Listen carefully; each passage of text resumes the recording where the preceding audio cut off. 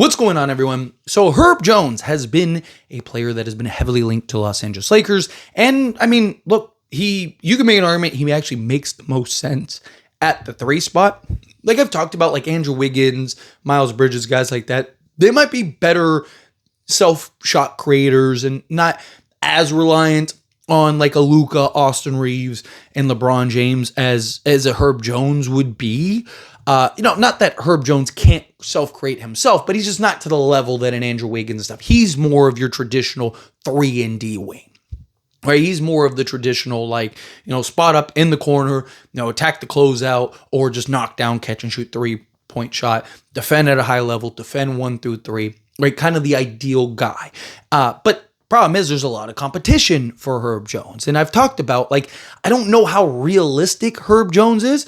If you can get him, and you can make it happen, and you can do whatever you have to do to land him, right? Like I'm all for Herb Jones. I think that for what you need, just an elite, high level 3-and-D wing that is young enough to fit the now and the future, like this Luka timeline, he's perfect, right, for that role, and kind of solves your biggest issue and solves like one of the biggest needs, period, right? Like it's really hard to get two-way wings, right? Like, because every team in the league wants them. You can't have too many of them. It's a commodity. It's something that you need. It's a necessity, right? Well, according to Bill Simmons, who many of you I'm sure are very familiar with, and he's a Celtics guy, but according to Bill Simmons, he thinks the Lakers will land Herb Jones, and even kind of threw out a potential proposal, like a trade package, in order to see that and make that happen. Which, again, if you can pull this off and you can make this happen,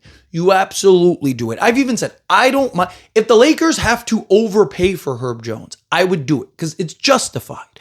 Right? You're getting, I wouldn't necessarily overpay for Andrew Wiggins. It's kind of hard to justify that.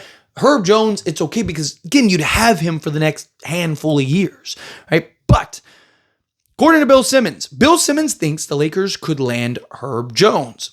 I would trade Herb Jones right now. First off, just to let everybody know, you can't trade for Herb Jones right now, right? I'm sure he knows that, right? I'm going to give him the benefit of the doubt and figure he's speaking figuratively. Like I would, right this second, I would trade for him if I could, because I would too. Right this second, I would absolutely trade for Bill Simmons. But for those that aren't familiar, he's not eligible to be traded until I think it's January 14th, I think is the day that he's actually available to officially be traded, right? So Lakers have time to figure that out. Reports have said that the Lakers are monitoring that and have talked about that and are kind of waiting for that, but they do have some other teams and competitions. Again, we'll get to that here in a moment. But again, he said, I would trade it for Herb Jones right now. The contract he's at, literally what the Lakers need, and it's easy. Connect, Kleba, and a 2031 first. Call it in. So again, I agree. If you can get Herb Jones for Dalton Connect, Maxi Kleba, or Gabe Vincent, either one, and your first round pick, doing that all day, including Sunday, because you're at best you're hoping that pick becomes anything close like a Herb Jones. You're in a win now position. Who cares about that? You'll get 2 more firsts in the offseason, so you'll be able to kind of still make plays and still make moves in the offseason. Right? Like I would do whatever I had to. And if you can do that and you still have your second, right, you could then go and make another move. Could you go get like a Keon Ellis or, a Haywood Highsmith or somebody like that? Because what have I talked about? I really want to see the Lakers get that high-end wing, a Herb Jones, and then I really think they need that second-tier guy. They need somebody that can be in the rotation, that can come off the bench, that can play a role. If you turn Gabe Vincent into somebody like that, you're fine. You still have Marcus Smart, LeBron James, Luka Doncic, all right, Austin Reeves, and you have several guys that can initiate, that can bring the ball up, right? Half the guys on the roster can bring the ball up and get you in your action. So I wouldn't really be worried about that. Also, if you did something like for Herb Jones, right, let's say you do Dalton Connect and a Maxi Kleba, well, guess what? Now you can bring in a Nick Smith Jr. So now you could actually upgrade your bench scoring in the process, which is the Lakers' biggest need right now. Lakers' biggest issue right now is their lack of bench scoring, their worst scoring bench in all of basketball. Bringing in a Nick Smith Jr. could solve all of that for you, right? So now, not only did you solve and upgrade your starting three for the next handful of seasons, you also upgrade your bench in the process. Oh, and by the way, you don't trade Rui in that deal, so now your bench gets even better offensively because now you have a Nick Smith Jr. and a Rui Hachimura. Trading for Herb Jones by himself solves a lot of the Lakers' needs. It makes your bench scoring better, makes your two-way play better. It solves your starting three, which is like the only hole that the Lakers have right now in their starting unit.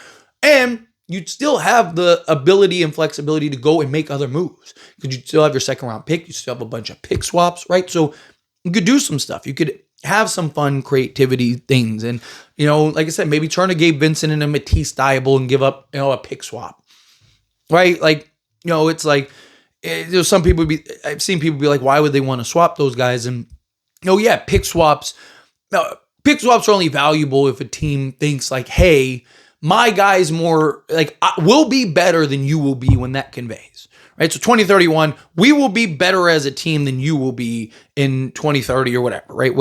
Whatever the pick swap is that they trade, 2028, 2030, whatever, right? But if you can find like a team like Portland, Matisse Thybulle, kind of out of the rotation, they have several guys that play his position, play his need, and they're just going to let him walk in the offseason, right? Wouldn't you rather have a pick swap that could or could not be, but if it doesn't work out, then it doesn't work out. You're still in the same boat anyway, either way.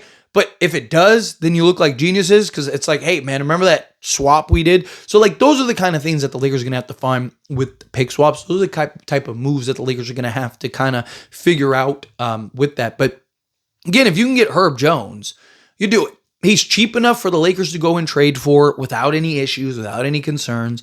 You're going to have to give up a first, all of that. My main problem, like I mentioned, is I worry about the competition, right? Because, for example, Golden State wants Herb Jones. Golden State is interested in Herb Jones.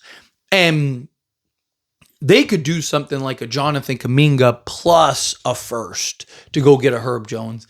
And that for a team like a team like New Orleans, correction, I was going to say Sacramento, I'm thinking Keon Ellis. That for a team like New Orleans makes more sense, right? You get a young wing that has potential, has upside, right? Like rather than, unless they just really like Dalton Connect for a shooting and stuff, and they kind of look at it as like, well, we already have our wings locked in and stuff. If I'm the Lakers, I'd also still try to see, can I get a Sadiq Bey in the process too? Right? Like, even if you had to give up your second, right? Or like a pick swap, right? Like, again, I'd love to get a Keon Ellis or something like that, but say you threw in, whatever, Gabe Vincent or something like that, and then gave up your second and like a pick swap, and you were able to get Sadiq Bey and Herb Jones, I'd do that all day. Be all over it. Because now you got your starting level wing and you got your second level wing, right? And I think you're in great shape. But I worry about the competition that would be out there that the Lakers would have to deal with in order to land a Herb Jones, right? Like, again, if you're New Orleans, a Kuminga and a first for Herb, it makes more sense. You get the asset. Warriors are probably going to be worse than the Lakers in a couple years.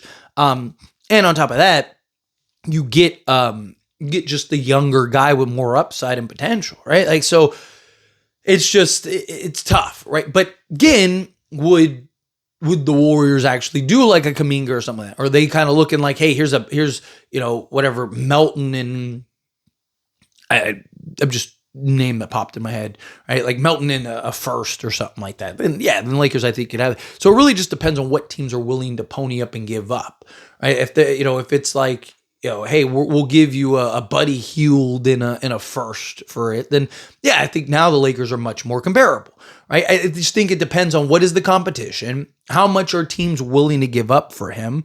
Even if a team is willing to give up more picks, right? Not all picks are created equal. Right, like, a first from Denver is probably not the same as a first from, Brooklyn or something like that. Right, like, so to me, there's several factors that come to mind. I do have my concerns about how realistic it is. Never say never, right? Like, I just think of the teams that have been mentioned and what they could give up for a Herb Jones. again, what they could give up and what they actually would give up or willing to give up are two very different things.